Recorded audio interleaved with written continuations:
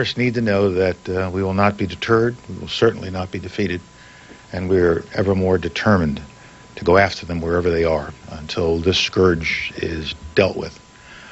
At the same time that we worry about these kinds of incidents and we see them on our screen, we should also acknowledge that we are living in a time of hope and promise. In Iraq, a dictator is gone, and people are free, they are returning to schools, they are opening their universities, the power is being restored, the infrastructure is being rebuilt, the economy is starting to function. We have a governing council that has been put in place and has selected a rotating presidency so that this governing council can be represented to other institutions around the world. And this is a important first step on the road to that point where we return full sovereignty of Iraq back to the Iraqi people, which is our goal. As the President and Ambassador Bremer and all of my colleagues in the administration have said, we intend to not stay any longer than we have to, but we will stay long enough to make sure that we allow the Iraqi people, permit them, empower them to put in place a representative form of government that will make sure that the wealth of Iraq is used to benefit the people of Iraq. And we're making good progress in that regard, even though, as we see in our screens today, there are still difficulties ahead. But the very brave young men and women of the coalition forces and the other nations that are now joining that force, they are determined to do their job, and they're competent to do the job, restoring security throughout Iraq, and then allowing the Iraqi people to decide how they wish to be governed, and to make sure that the treasure that is in their oil is for the purpose of benefiting the people of Iraq. There are many other positive things happening in the world today. The President's recent trip to Africa gave us a chance to highlight what we are trying to do with our campaign against HIV/AIDS, what we're trying to do with our Millennium Challenge account to help those nations that are committed to democracy to improve their infrastructure so that they can attract aid. Our trade initiatives around the world, the recent passage of the Chile-U.S. Free Trade Agreement, Singapore Free Trade Agreement, what we're trying to do in Central America, the Free Trade Area of the Americas, all intended for the purpose of breaking down barriers to trade in order for goods to flow and jobs to be created and wealth to be created that will benefit all the peoples of the world. So these are exciting times, interesting times, challenging times, but above all, they are promising times. And the President and I had a good chance over the last 48 hours down at his ranch in Crawford with Dr. Rice to reflect on all of these issues and the opportunities that are ahead of us, as well as the challenges that are there. And as you know, the President is spending a good part of his vacation time talking to members of his national security team, and Secretary of Defense Don Rumsfeld and the Vice President will be down there this evening to have discussions along with the Chairman of the Joint Chiefs of Staff on defense transformation issues and other defense issues. With that, I'll just stop and open myself up to your questions. Okay. I would like to remind you of three things. First, wait for the microphone for your question. Second, please identify yourself and your news organization. And third, take your 2- and 3-part questions and turn them into 1-part questions, please. But first, we're actually going to the L.A. Foreign Press Center for a question there. L.A.? Good morning, Secretary Powell. My name is Mukhtar Balde, and I come from Guinea, which is a neighboring country to Liberia. My question is about Liberia. And will it be politically correct to say that there is an agreement between Nigerian authorities and the U.S. government to grant Taylor asylum in Nigeria instead of handing him over to the United Nations for war crimes? Is this action due to the fact the U.S. is opposed and did not ratify the ICC treaty? Thank you, sir. No, it bears no relationship to the ICC or International Criminal Court. This was the special tribunal for Sierra Leone that placed the indictment on Charles Taylor. It's an indictment that we understand and support. If Mr. Taylor leaves Liberia, as we expect him to do in the very near future, and is given asylum in Nigeria, this does not remove the indictment in any way. It then becomes a matter between Mr. Taylor and the Sierra Leonean tribunal, the UN Tribunal for Sierra Leone.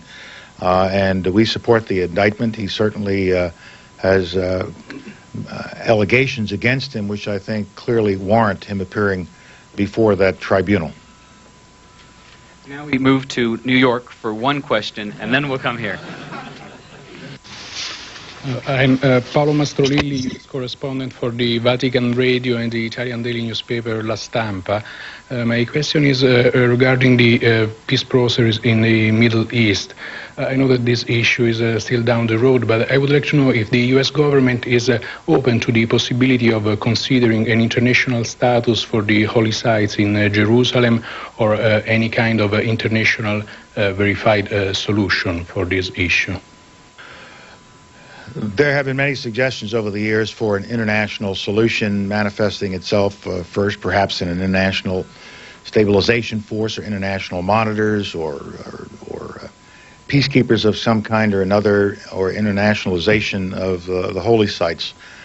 We are not engaged on those issues right now. The issue before us right now is to keep moving forward in this first stage of the roadmap that was put forward by the quartet under the leadership of the United States. We have seen some progress since the summits at Sharm el-Sheikh and Aqaba.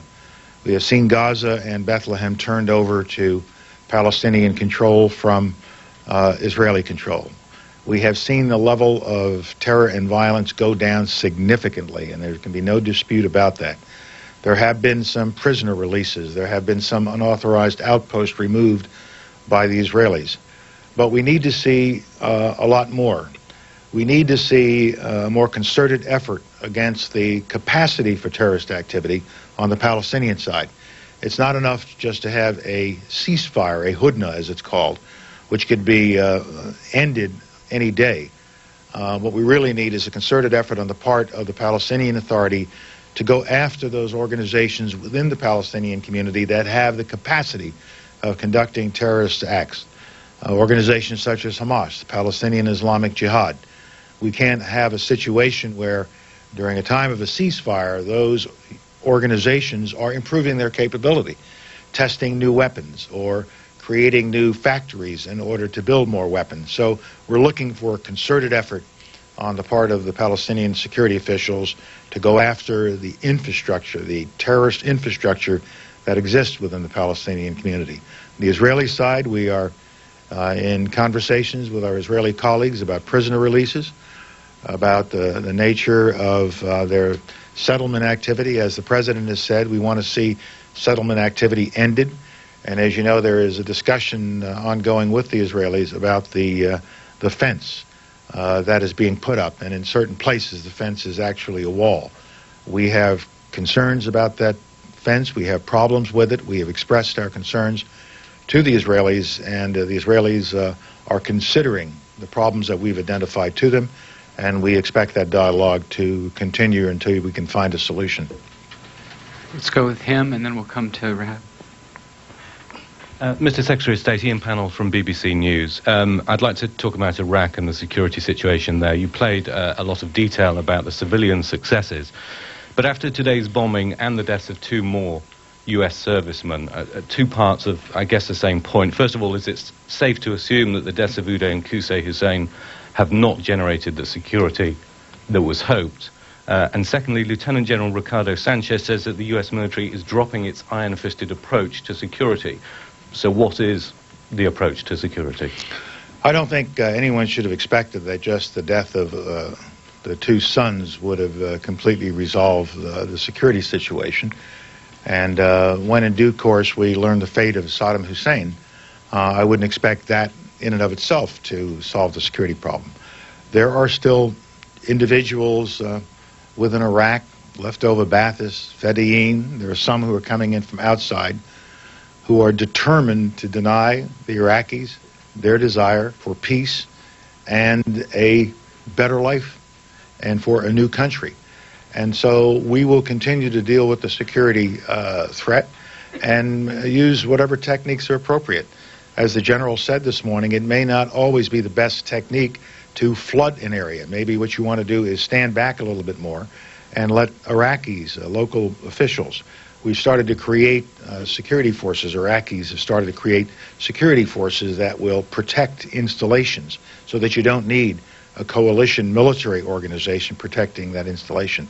And I think what the general was saying is that we have to be nimble, flexible, as we say in American slang, call audibles and change as the situation changes.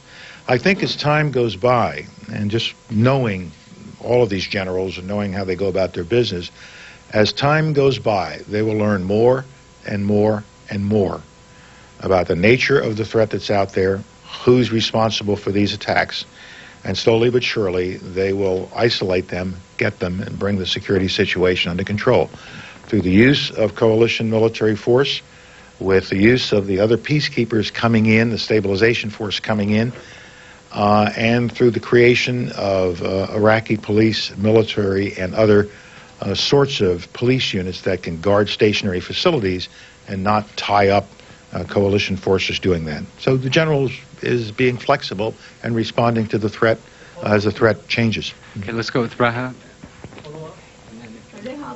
With the Turkish public television TRT. Mr. Secretary, on the deployment of Turkish troops in Iraq, when our foreign minister was here 2 weeks ago, you said you would like to have a decision as soon as possible. Any progress since then? And are you facing any opposition from the Iraqi Kurdish groups on this matter, and also on the cooperation with Turkey to end the presence of PKK and Kadek in northern Iraq? Thank you.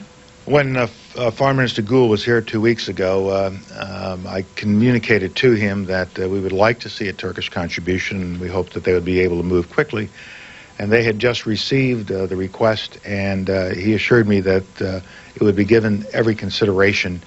And I think it'll take them some time to analyze this within the Turkish government. But we're satisfied that the request will be given every consideration.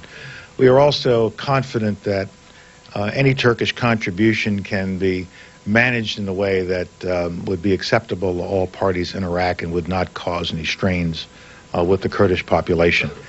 And of course, with respect to PKK and Kadek, we work with our Turkish friends to try to end this threat through assimilation of people back into normal society, so that our Turkish friends are not under any kind of terrorist threat from these sorts of organizations. So in all three areas that you touched on, I think we are having good discussions with our Turkish colleagues.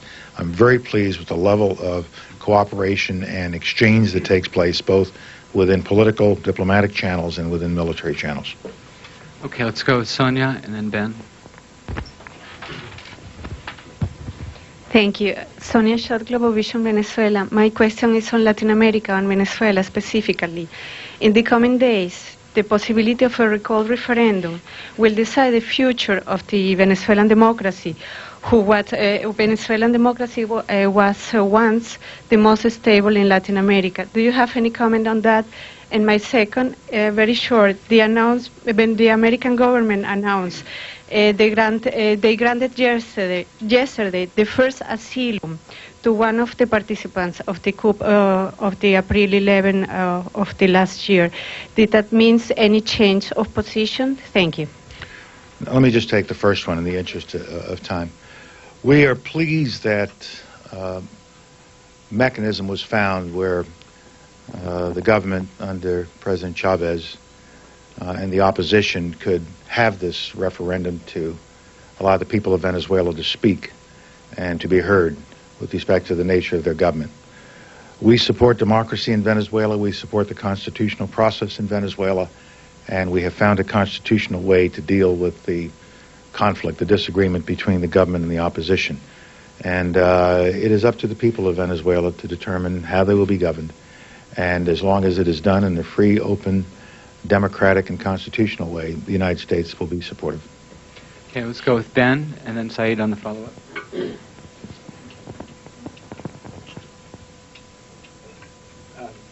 Right here, Ben. Thank you, Mr. Secretary. My name is Ben Bangura, Washington-based journalist.